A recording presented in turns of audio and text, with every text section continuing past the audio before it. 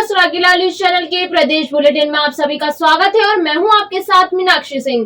आइए नजर डालते हैं आज की प्रमुख खबरों की ओर। प्राधिकरण के खिलाफ महापंचायत का ऐलान। प्रतिबंधित गौ मांस के अवशेष मिलने से मचा हड़कंप। एक पिता ने की रिश्तों की सभी हदें पार। उपवाल मोड़ा में धूमधाम से मनाया गया हरियाली तीज का पर्व। आबकारी अधिनियम से संबंधित एक वारंटी अभियुक्त को गुड़गांव हरियाणा से किया गिरफ्तार। वोटर चेतना महाअभियान की हुई शुरुआत। कल देर शाम उत्तरकाशी में हुई हादसे में घायलों को पहुंचाया गया ऋषिकेश के एम्स हॉस्पिटल। मानसून सीजन में भूस्खलन और फसलों के नुकसान पर बोले कैबिनेट मंत्री सुबोध उनियाल। हल्द्वानी में स्ट्रीट लाइट न लगाए जाने से पार्षद ने आज नगर निगम परिसर में दिया धरना। अब खबरें विस्तार से। रेरा को लेकर किसानों का गुस्सा लगातार बढ़ता जा रहा है। बीते दिवस जहां प्रशासन ने किसानों की रेरा एक्ट के विरोध में आयोजित ट्रैक्टर रैली को शहर में प्रवेश देने की अनुमति नहीं दी, वहीं नगर निगम सभागार में एक बार फिर प्राधिकरण सचिव पंकज उपाध्याय और किसानों के बीच हुई वार्ता विफल रही। इस दौरान रेरा एक्ट के खिलाफ किसानों में आक्रोश साफ नजर आ रहा है। संवाददाता दीपक अधिकारी की रिपोर्ट। अगर वास्तव में मूल किसान जिसने 2000 में खरीदी थी, जब पिछले 5 सालों के अंदर मेरी बात सुनो, घर में झगड़े शुरू हो गए। मैं आपको ये खतौनी दे रहा हूँ, ये तो बता रहे हैं कुछ गलत हुआ है, हम भी मान लें, लेकिन ऐसा नहीं है। आपने सवाल किया कि प्रॉपर्टी डीलर की बात, जबकि सदन में यही बात आई कि वो लोग कहते हैं कि हमको प्रॉपर्टी डीलर कह के हमें अपमानित किया जा रहा है, तो मैं किसी शब्द का इस्तेमाल नहीं करूँगा। बात यह आ रही है कि किसानों को ज़मीन बेचने से रोका जा रहा है, जबकि सही बात यह है कि प्राधिकरण के द्वारा जो अवैध निर्माण, अवैध विकास, अवैध कॉलोनियाँ बनाई गई उस पर रोक लगाई गई है। चालान किए गए हैं, ध्वस्तीकरण के आदेश भी किए गए हैं। अनियोजित विकास, अवैध निर्माण और अवैध कॉलोनियों का विकास, इसको रोका गया है और रोका जाएगा भी। एक भ्रम की स्थिति सब रजिस्ट्रार कार्यालय से उत्पन्न हुई प्रतीत होती है कि कितनी ज़मीन कोई किसान बेच पाएगा, कितनी नहीं बेच पाएगा। मैं स्पष्ट करना चाहता हूं कि किसानों को ज़मीन बेचने पर कहीं कोई रोक नहीं है, लेकिन आज के वार्तालाप में ये बात स्पष्ट हुई है कि बहुत सारे ऐसे लोग हैं जिन्होंने अपनी ज़मीन को बेचने के लिए उसके टुकड़े टुकड़े किए हुए हैं, छोटे छोटे टुकड़े किए हुए हैं। उसमें उनको लेकर के संदेह उत्पन्न हो रहा है कि हमारा क्या होगा, कैसे होगा। जोत अपनी छोटी बताते हैं, कोई कह रहा है मेरा 2 बीघे का है, कोई 3 बीघे का है। तो ऐसे में वास्तविक धरातल पर चीज़ों को देखने के बाद इनका क्या समाधान हो सकता है, इसके लिए हम निश्चित तौर पर रिपोर्ट तैयार करेंगे। और हमने इनसे अपील करी थी कि आपको भी जो कहना है मानकों में शिथिलीकरण के लिए आप में लिखित दे दें। ज्ञापन ग्रुप में कुछ बिंदु पर पहले प्राप्त हुए हैं, उसका परीक्षण किया जा रहा है।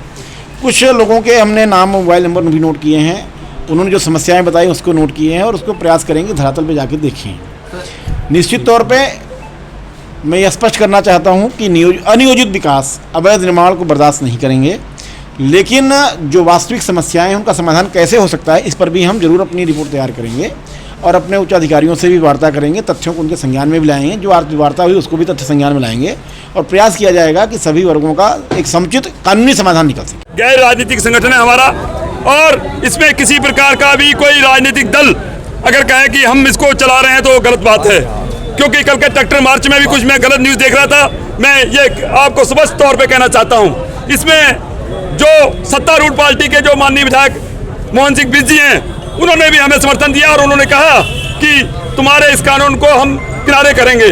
वंशीधर भगत जी के पास भी हमारा डेलीगेशन, हमारे लोग गए और रामनगर में भी हमारे जो किसान यूनियन के लोग हैं उन्होंने जाके अपनी बात रखी। कल हमें सुमित हरदेव जी भी समर्थन देने आए थे। तमाम राजनीतिक दलों के लोग हमें समर्थन दे रहे हैं। आगे की नहीं, अब आज बैठक बेनतीजा रही, आगे क्या करने जाएंगे? जो 25 को वर्कशॉप में शामिल रहेंगे या उसका बहिष्कार करेंगे? हम उस जो 25 को वर्कशॉप होने जा रही है, हम उसका पुरजोर विरोध करते हैं, क्योंकि वर्कशॉप में हमारे लिए कुछ बचा, मुझे लगता नहीं कुछ बचा है।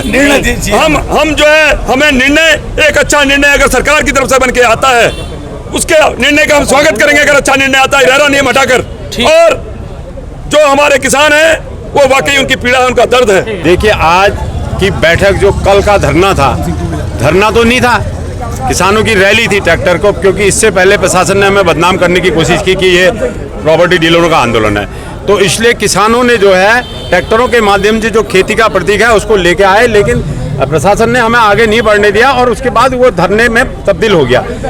आज जो प्राधिकरण सचिव महोदय वहाँ आए, उन्होंने आज मीटिंग बुलाई थी, इसी शर्त पे किसान वहाँ से हटे तो आज आप इस बात को समझ लीजिए, आप मीडिया के सारे साथी हैं, हम कोई कार्यक्रम करते हैं, हम 10 बड़ी अप्रोच करके 100 आदमी 50 आदमी इकट्ठे नहीं करते, ये कोई बुलाए हुए लोग नहीं है। कल भी कोई बुलाए हुए लोग नहीं थे, स्वतः ही आए हुए लोग थे, क्योंकि किसानों की इतनी जबरदस्त पीड़ा है, उसमें बीजेपी कांग्रेस जैसी कोई बात नहीं है। हम तो खुद ही यह है कि हमें यार आगे मतलब कोई ये नहीं समझे कांग्रेस का आदमी डील कर रहे हैं, ये कोई बात नहीं है।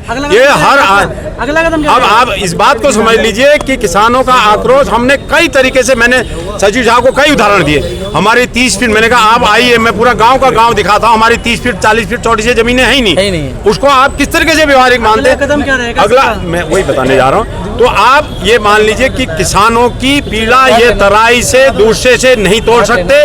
जहाँ बड़े भूखंड हैं वो रेरा लागू करें, कुछ करें, लेकिन यहाँ पर व्यवहारिक दिक्कत है। किसी भी कीमत में अगर प्रशासन ये चाह रहा कि हम इसको लागू कराएंगे, वो नहीं करा पाएंगे। अब अगली पंचायत हमारी अभी इन्होंने 25 को भी रखी है, हम उसको भी वॉच करेंगे, लेकिन हम कोई डेट हम नहीं दे रहे, हम आगे प्लानिंग करेंगे। देखिए ऐसा है, अब हम प्रशासन से आने वाले दिनों में पूरे नैनीताल जिले की रामनगर सहित सारी पूरी महापंचायत में मिलेंगे हम अपने प्रशासनिक अधिकारियों से।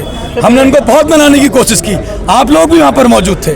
आप ही बताओ, क्या उन्होंने हमारी किसी बात का कोई सटीक जवाब दिया? उन्होंने ये बात एक्सेप्ट करी, आप लोगों के सामने भी एक्सेप्ट करी कि उन्होंने जो ये रेरा नियम लागू करा, उन्होंने उससे पहले किसी खेती और किसी किसानी करने वाले किसी व्यक्ति से नहीं पूछा। मनमाने नियम जो है एसी कमरों में ला करके उठा दिए। मैं आज आपसे पूछता हूँ, दमवा डूंगा के अंदर वहाँ यहाँ सब जगह मनमाने नियम लागू कर रखे हैं, और ऐसे नियम लागू कर रखे हैं जो कभी उत्तर प्रदेश में हुआ करते थे।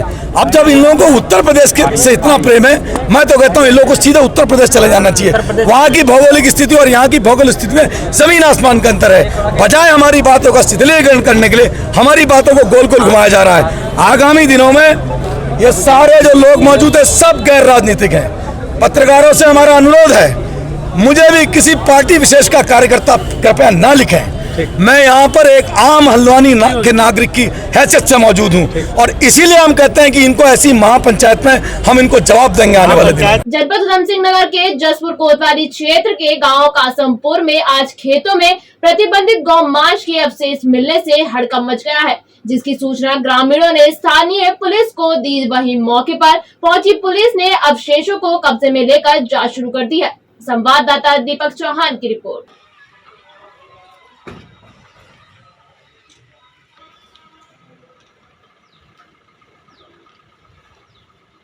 सुबह 9:30 बजे के करीब में कासमपुर गांव के कुछ स्थानीय लोगों के द्वारा थाने को सूचना दी गई थी कि उनके वहां मुख्य मार्ग से लगभग 200-250 मीटर अंदर एक खेत में, जो कि गन्ने का खेत था, वहां पे गौमांस का कुछ अवशेष पड़ा हुआ था। तत्काल हमारी टीम मौके पे गई तो वहाँ पे कुछ खाले और लगभग 2 सींग और 3 खाले वहाँ पे मिली हैं। मान के चल रहे हैं कि लगभग 3 गोवंश का वहाँ पे जिसने भी कटान किया है। तत्काल उसको इकट्ठा करने के बाद जो हमारी कार्रवाई है उसको किया गया है। हमारे जो पशु चिकित्सक थे उनसे बुला करके सैंपल कलेक्शन कराया गया है। तत्काल इस चीज़ का संज्ञान लेते हुए एसएसपी महोदय के द्वारा अभी मौके पर टेक्निकल टीम हमारी, इसके अतिरिक्त हमारी एसओजी की टीम और जो हमारा गौवंश स्क्वाड है और प्लस थाने की टीम लगातार लगी हुई है।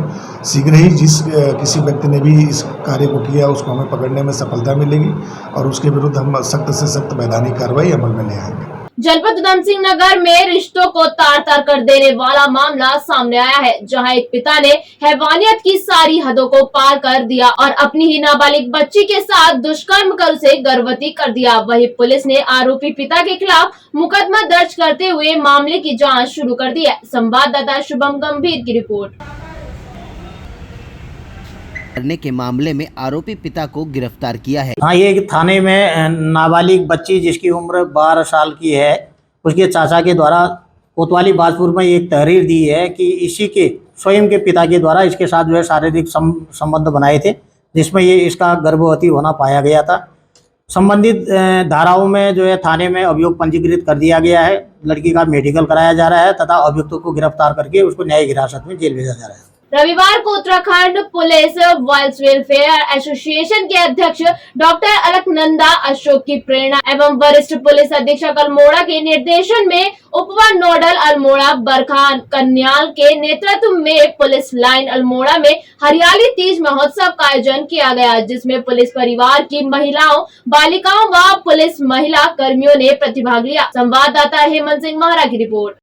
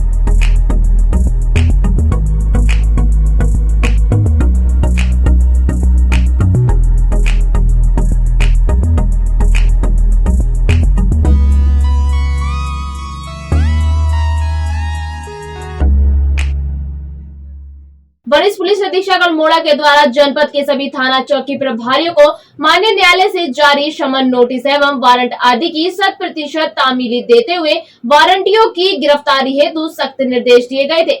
आपको बता दें कि आबकारी अधिनियम से संबंधित वारंटी अभियुक्त अमित कुमार शंकरधर निवासी सोना रोड गुड़गांव हरियाणा, जो माननीय न्यायालय के समक्ष उपस्थित नहीं हो रहा था, जहां नवंबर 2020 से आरोपी फरार चला था, जिसे साल्ट पुलिस द्वारा ठोस सुराग रस्सी कर 20 अगस्त को दबिश देकर उसके घर से गिरफ्तार कर न्यायालय के समक्ष पेश किया है। संवाददाता हेमंत सिंह महारा की रिपोर्ट।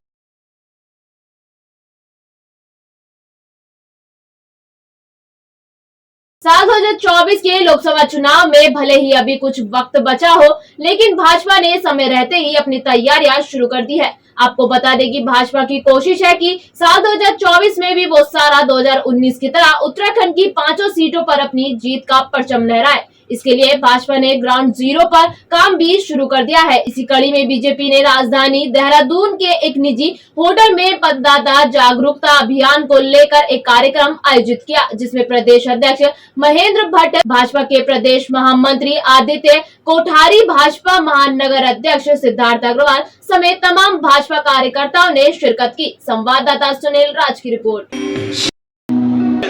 देखिए, वोटर चेतना अभियान अभी तक जो मतदाता नहीं बन पाया उसको मतदाता बनाना, कुछ मतदाताओं के स्थान परिवर्तन हो गए हैं उनको ठीक करना, इसके साथ साथ ऐसे अनेकों नौ मतदाता जो 18 वर्ष के अभी एक प्रथम चरण और 1 जनवरी 2024 का द्वितीय चरण, उसमें हम सब लोगों को सबसे बड़ा काम करा। अभी तक ये NGO सरकारी संस्थाएं करती थी, लेकिन देश के सशस्त्र राजनीतिक दल होने के नाते हम भी इस अभियान में प्रमुखता से जुड़े। इस विषय को लेकर सभी कार्यकर्ताओं को इस काम में हम जोड़ेंगे और उद्देश्य वही है कि भारत के लोकतंत्र में मतदान का जो महत्व है उसका जागरण करना। कल देर शाम उत्तरकाशी बस हादसे में घायलों को एम्स हॉस्पिटल लाया गया, जहां मुख्यमंत्री के निर्देशन में सरकारी अमला और कैबिनेट मंत्री प्रेमचंद अग्रवाल भी हाल जानने पहुंचे। उन्होंने बताया कि उत्तरकाशी गंगोत्री हाईवे पर बस के दुर्घटनाग्रस्त होने से 27 लोग घायल हुए थे, जबकि 7 लोगों की मौत हो गई। घायलों को उचित उपचार मिलने के लिए पुष्कर सिंह धामी ने अधिकारियों को सख्त निर्देश जारी किए थे, जिसके बाद आज उनके द्वारा भी एम्स ऋषिकेश अस्पताल का मौके पर मुआयना किया गया। संवाददाता सुनील राज की रिपोर्ट।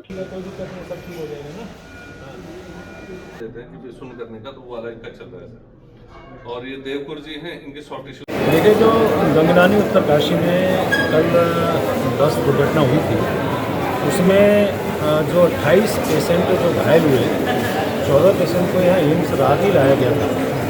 और मुझे इस बात को कहते हुए अच्छा लग रहा है कि सभी पेशेंट यहाँ अच्छे हैं और 3-4 पेशेंट में थोड़ा सा इंजरी उनकी ज़्यादा है, लेकिन उनको भी मैं कह सकता हूँ आउट ऑफ सीरियस है। कोई उनको दिक्कत नहीं है। यहाँ की पूरी टीम लगी है, डायरेक्टर मैम यहाँ लगातार उनको मॉनिटरिंग कर रही है, सभी डॉक्टर्स यहाँ लगे हैं, प्रशासन यहीं पे है, हम लोग भी इसलिए आए हैं ताकि उनको कोई दिक्कत ना हो। और अच्छी बात यह है कि यहाँ के इलाज से पेशेंट भी संतुष्ट हैं। उनके जो अटेंडेंट है वो भी कुछ लोग आ चुके हैं, तो उनको भी अच्छा लग रहा है। और हमने ये कहा है कि जब तक यहाँ पे उनको पूरा उपचार हम देंगे, जो कुछ ऐसे पेशेंट हैं जो बिल्कुल ठीक हैं या ठीक हो चुके हैं, यदि वो चाहेंगे तो उनको डिस्चार्ज नहीं करेंगे, लेकिन मान के चलिए कि बिल्कुल out of danger, out of serious है और पूरी परवरिश उनकी हो रही है, पूरा उनका देखभाल हो रही है। और माननीय मुख्यमंत्री जी से मेरी लगातार बातचीत हो रही है और मुख्यमंत्री जी भी अभी दिल्ली में आप जानते ही है, शाम को या कल को आएंगे, वो भी एक विजिट यहाँ करेंगे। मुझे लगता है तब तक काफ़ी चीज़ यहाँ पे और लोगों की ठीक ठाक होगी। शासन प्रशासन की तरफ से कोई दुर्घटना की मजिस्ट्रेट जाँच भी होगी? देखिए सारी चीज़ हम करेंगे, क्योंकि इतना बड़ा हादसा हुआ है और ये सभी यात्री गुजरात के थे, यमुनोत्री और गंगोत्री के दर्शन करके वापसी कर रहे थे। ये सारी जांच भी होंगी, लेकिन पहली हमारी प्राथमिकता जो हमारे पेशेंट हैं उनको हम ठीक ठाक कर लें या ठीक ठाक होकर यहाँ से निकलें। उनकी चाय तो एक साथ होनी चाहिए, सब लोग एक साथ बैठना ही नहीं चाहते। पापा ट्राई दिस। लो सब लपक लिए।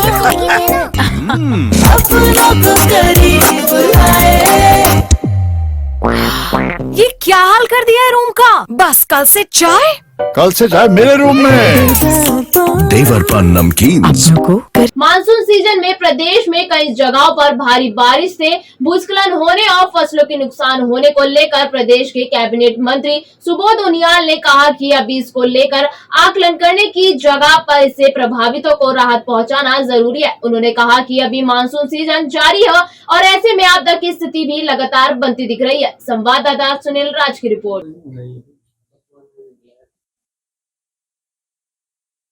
आपदा बहुत आई है प्रदेश में और वन विभाग को कितना नुकसान हुआ, क्या कहाँ देखिए अभी तो आपदा का दौर चल रहा है, अभी नुकसान को आकलन करने का समय नहीं है।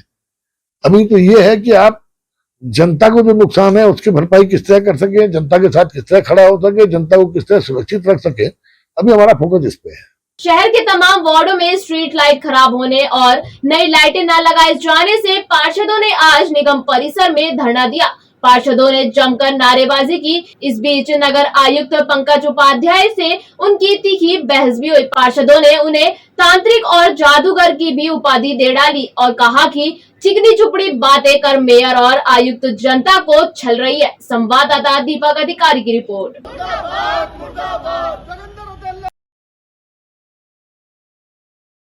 चाय पीने के लिए आए थे, जैसा पंकज उपाध्याय जी कह रहे हैं कि कोई स्ट्रीट लाइटें खराब नहीं हो रही, इन्होंने भी कहा ये एक नंबर की झूठी बातें बोल रहे हैं, बिल्कुल झूठ बोल रहे हैं। ये बातों में भगाते हैं अपनी, धरातल में कोई काम नहीं हो रहा है, खाली कागजों में काम हो रहा है।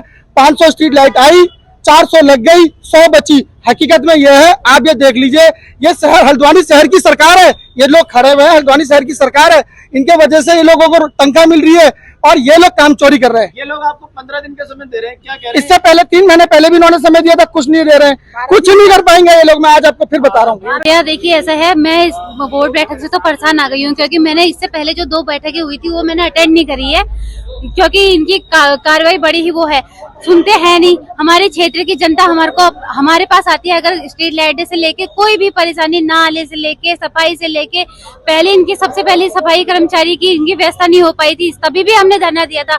दूसरा, हमारे वार्ड में स्ट्रीट लाइटें खराब होते रह रही है, जब तक कर्मचारी फोन नहीं उठाता है, कर्मचारी फोन करने पर, ठेकेदार के फोन करने पे कर्मचारी वहां आते हैं, कुछ लाइटें लगाते हैं, पर लेकिन जो लाइटें थोड़ी कहते हुए खत्म हो गई है।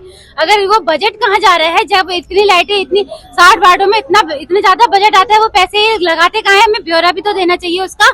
आने वाली बोर्ड बैठक में हम इसका भी जिक्र करेंगे।